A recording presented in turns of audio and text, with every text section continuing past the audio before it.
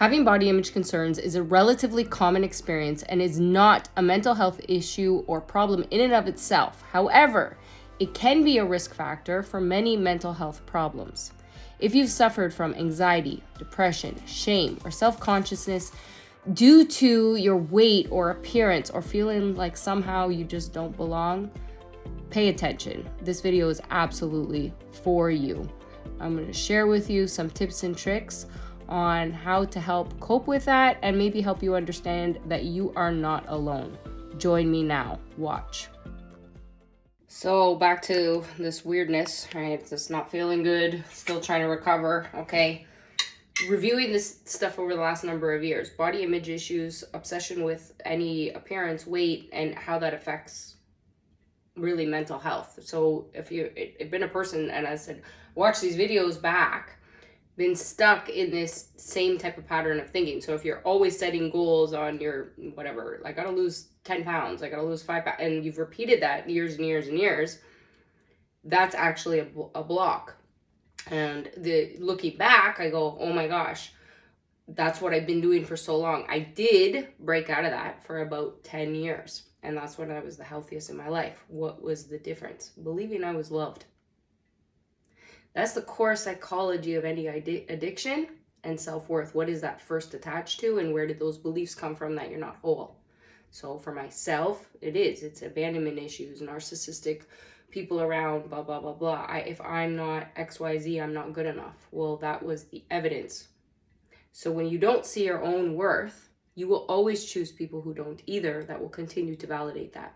So the only way to fix that, ironically, is to go inward, every human, and do that. It's the road less traveled to understand your own spirit, your own actions, and call you out on your own BS.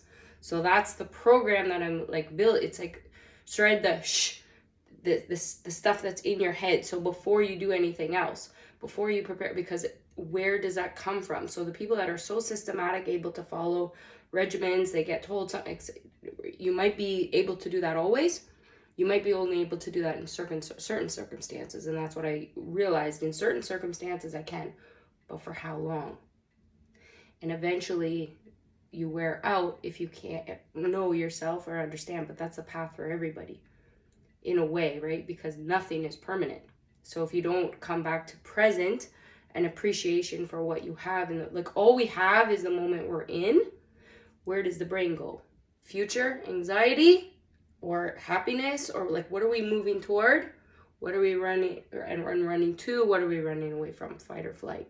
And when our Maslow's hierarchy of needs changes, that changes the brain, it changes the body, it changes our circumstances, because nothing's permanent. So that healing and understanding within relation to body image issues and forgiveness is the process that I'm working on. So when I had to allow these things. Well, who's the worst judge of character?